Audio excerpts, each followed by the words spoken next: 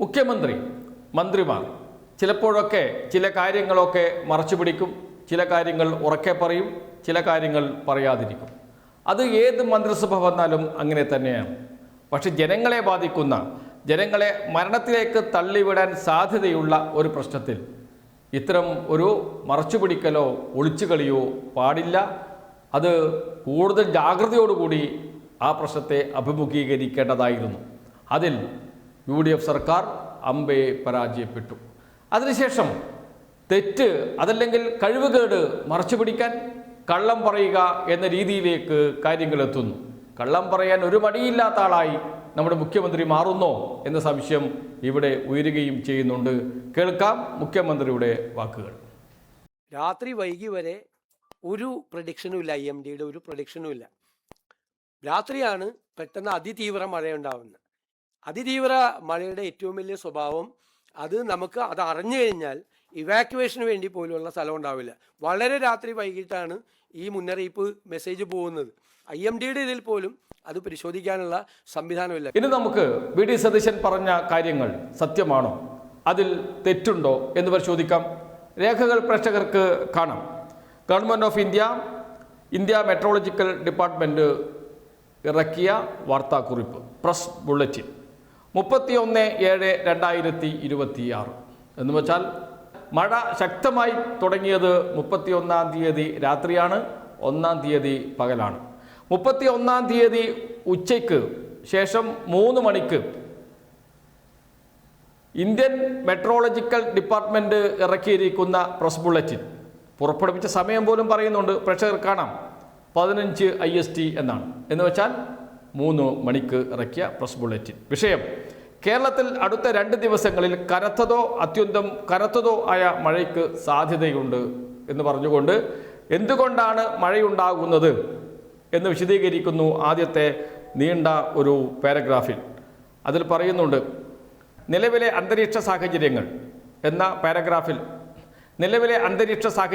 എന്ന പാരഗ്രാഫിൽ പറയുകയാണ്, മധ്യപടിഞ്ഞാറൻ ഛത്തീസ്ഗഡിനും വിദർഭയുടെയും തെക്ക് കിഴക്കൻ മധ്യപ്രദേശിൻ്റെയും സമീപ പ്രദേശങ്ങൾക്കും മുകളിലായിരുന്ന അതിതീവ്ര ന്യൂനമർദ്ദം തെക്കു പടിഞ്ഞാറ് ദിശയിലേക്ക് നീങ്ങുകയും ശക്തി കുറഞ്ഞ് തീവ്ര ന്യൂനമർദ്ദമായി മാറുകയും ചെയ്തു എന്ന് പറഞ്ഞുകൊണ്ട് പറയുകയാണ്. അതിൻ്റെ ഗതി ഒക്കെ വിശദീകരിച്ച ശേഷം അവസാനം പറയുന്നു, അന്തരീക്ഷത്തിൻ്റെ താഴ്ന്ന തലങ്ങളിൽ കേരളത്തിലും ലക്ഷദ്വീപ് മേഖലയിലും ശക്തമായ വടക്കു പടിഞ്ഞാറൻ കാറ്റുകൾ വീശുന്നു എന്നാണ്. അതിനുശേഷമാണ് കേരളത്തിൽ ഇത് എങ്ങനെ, ഏത് രൂപത്തിൽ മഴ പെയ്യുമോ കാറ്റടിക്കുമോ എന്ന് വിശദീകരിക്കുന്നു. എപ്പോഴാണ് കൊടുത്തത്? 31-ാം തീയതി 3 മണിക്ക്. അതിൽ പറയുന്നു, ഇവയുടെ സ്വാധീനത്താൽ കേരളത്തിൽ ജൂലൈ 31, ഓഗസ്റ്റ് 1 തീയതികളിൽ ഒറ്റപ്പെട്ട സ്ഥലങ്ങളിൽ കനത്തതോ 24 മണിക്കൂറിൽ 7 മുതൽ 11 സെൻറ്റിമീറ്റർ വരെ, അത്യന്തം കനത്തതോ 24 മണിക്കൂറിനുള്ളിൽ 12 മുതൽ 20 സെൻറ്റിമീറ്റർ വരെ ആയ മഴയ്ക്കും ഓഗസ്റ്റ് 2 കനത്ത എന്ന് വെച്ചാൽ 24 മണിക്കൂറിൽ 7 മുതൽ 11 സെൻറ്റിമീറ്റർ വരെ മഴയ്ക്കും സാധ്യതയുണ്ട്. ലക്ഷദ്വീപിൽ ജൂലൈ 31, ഓഗസ്റ്റ് 1 തീയതികളിൽ ഒറ്റപ്പെട്ട സ്ഥലങ്ങളിൽ കനത്ത 24 മണിക്കൂറിൽ 7 മുതൽ 11 സെൻറ്റിമീറ്റർ വരെ മഴയ്ക്ക് സാധ്യതയുണ്ട് എന്ന് പറഞ്ഞുകൊണ്ട് വിശദീകരിക്കുന്നു. ഇതിൻ്റെ എല്ലാം മാനചിത്രം അനുബന്ധമായി നൽകിയിട്ടുമുണ്ട് എന്ന് കൃത്യമായി പറയുന്നു. അതിനുശേഷമാണ് അടുത്ത 7 ദിവസത്തേക്കുള്ള കാലാവസ്ഥാ പ്രവചനം എന്ന് പറഞ്ഞുകൊണ്ടും വിശദീകരിക്കുന്നു.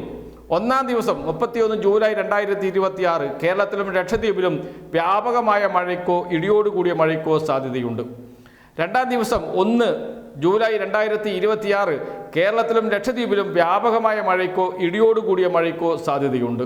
3-ാം ദിവസം 2 ഓഗസ്റ്റ് 2026 കേരളത്തിലെ വ്യാപകമായും ലക്ഷദ്വീപിൽ സാമാന്യം വ്യാപകമായ മഴയ്ക്കോ ഇടിയോടുകൂടിയ മഴയ്ക്കോ സാധ്യതയുണ്ട്. 4-ാം ദിവസം 5-ാം ദിവസം 6-ാം ദിവസം 7-ാം ദിവസം 31-ാം തീയതി തന്നെ മുന്നറിയിപ്പ് നൽകുന്നു.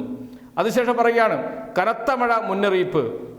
കേരളത്തിൽ ജൂലൈ 31, ഓഗസ്റ്റ് 1 തീയതികളിൽ ഒറ്റപ്പെട്ട സ്ഥലങ്ങളിൽ കനത്തതോ 24 മണിക്കൂറിൽ 7 മുതൽ 11 സെൻറ്റിമീറ്റർ വരെ, അത്യന്തം കനത്തതോ 24 മണിക്കൂറിൽ 12 മുതൽ 20 സെൻറ്റിമീറ്റർ വരെ ആയ മഴയ്ക്കും ഓഗസ്റ്റ് 2 കനത്ത 24 മണിക്കൂറിൽ 7 മുതൽ 11 സെൻറ്റിമീറ്റർ വരെ മഴയ്ക്കും സാധ്യതയുണ്ട്.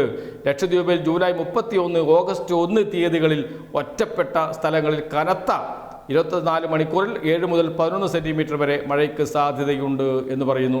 അതിനുശേഷം കനത്ത മഴയ്ക്ക് മുന്നറിയിപ്പ് നൽകുന്നു, മഞ്ഞ ജാഗ്രത. അത് ഏതൊക്കെ ജില്ലകളിൽ എന്ന് കൃത്യമായി പറയുന്നു. ജൂലൈ 31 തൃശ്ശൂർ, പാലക്കാട്, മലപ്പുറം.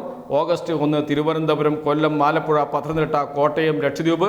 ഓഗസ്റ്റ് 2 പത്തനംതിട്ട, കോട്ടയം, ഇടുക്കി, എറണാകുളം, കോഴിക്കോട്, വയനാട്, കണ്ണൂർ, കാസർഗോഡ് എന്നിങ്ങനെ വളരെ വിശദമായി 31-ാം തീയതി, ജൂലൈ 31-ാം തീയതി 3 മണിക്ക് തന്നെ വിവരം കൈമാറുന്നു കേരള സർക്കാരിന്. പക്ഷേ ഒന്നും ചെയ്യുന്നില്ല. 8-9 മണിക്കൂർ ഉണ്ടായിരുന്നു മുന്നിൽ. അർദ്ധരാത്രിയോടുകൂടിയാണ് മഴ ശക്തിപ്പെട്ടത്. അതുവരെ സമയമുണ്ടായിരുന്നു മുന്നറിയിപ്പ് നൽകാനും, ദുരിതാശ്വാസ പ്രവർത്തകർ സംഘടിപ്പിക്കാനും, ആളുകളെ ഒഴിപ്പിക്കാനും, ക്യാമ്പുകൾ ആരംഭിക്കാനും ഒക്കെ സമയമുണ്ടായിരുന്നു. ഒന്നും ചെയ്തില്ല, അനങ്ങിയില്ല സംസ്ഥാന സർക്കാർ. തെളിവാണ് പുറത്തു വന്നിരിക്കുന്നത്. ഈ തെളിവ് മാത്രം മതി ഈ സർക്കാരിൻ്റെ കഴിവുകേട്, അനാസ്ഥ എന്താണ് എന്ന് വിളിച്ചു പറയാൻ. എന്നിട്ട് മുഖ്യമന്ത്രി പറയുകയാണ് ഒന്നും അറിഞ്ഞിട്ടില്ല, രാത്രി ഏറെ വൈകിയാണ് മെസ്സേജ് വന്നത്, എല്ലാവരും കിടന്നുറങ്ങുകയായിരുന്നല്ലോ, അതുകൊണ്ട് വിവരങ്ങളൊന്നും കൃത്യമായി അയക്കാൻ പറ്റിയില്ല, പെട്ടെന്നല്ലേ മഴ പെയ്തത്, മഴ ഇങ്ങനെ വന്ന് വീഴുകയാണ് ചെയ്തത്, അതുകൊണ്ട് രക്ഷാപ്രവർത്തനം പെട്ടെന്ന് ആരംഭിക്കാൻ കഴിയാത്ത ഒരു വിഷമം ഉണ്ടായിരുന്നു. എന്നിരുന്നാലും വളരെ സജീവമായി ഞങ്ങൾ ഇടപെടുകയും ആളുകളെ മുഴുവൻ സുരക്ഷിത സ്ഥാനത്തേക്ക് മാറ്റുകയും ഒക്കെ ചെയ്തിരുന്നു എന്ന് പറയുന്നു മുഖ്യമന്ത്രി. പച്ചക്കള്ളം. അർദ്ധരാത്രിയല്ല IMD മുന്നറിയിപ്പ് നൽകുന്നത്. 31-ാം തീയതി അർദ്ധരാത്രിയാണ് മുന്നറിയിപ്പ് ലഭിക്കുന്നത് എന്നാണ് മുഖ്യമന്ത്രി പറയുന്നത്. എന്നാൽ അന്ന് ഉച്ചയ്ക്ക് 3 മണിക്ക് തന്നെ മുന്നറിയിപ്പ് IMD നൽകിയിരുന്നു, ഇന്ത്യൻ കാലാവസ്ഥാ കേന്ദ്രം നൽകിയിരുന്നു എന്നതിൻ്റെ തെളിവാണ് പ്രേക്ഷകർ കണ്ടത്. ഇനി പറയൂ, ആരാണ് കള്ളം പറയുന്നത്? മുഖ്യമന്ത്രിയും മന്ത്രിമാരും കോൺഗ്രസ് നേതാക്കളും എല്ലാവരും പച്ചക്കള്ളം ഇങ്ങനെ വിളിച്ചു പറഞ്ഞുകൊണ്ടേയിരിക്കുന്നു. ഒരു കള്ളം പല ആവർത്തിച്ചാൽ അത് സത്യമായി തീരും എന്ന സിദ്ധാന്തം അത് നടപ്പാക്കുകയാണ് ചെയ്യുന്നത്. ഗീബൽസ്യൻ സിദ്ധാന്തം നടപ്പാക്കുകയാണ് ചെയ്യുന്നത് UDF സർക്കാർ. അതിനെ മുന്നിൽ നിന്ന് നയിക്കുന്നത് നമ്മുടെ മുഖ്യമന്ത്രി VD സതീശനാണ് എന്നതാണ് നമ്മുടെ ദുര്യോഗം.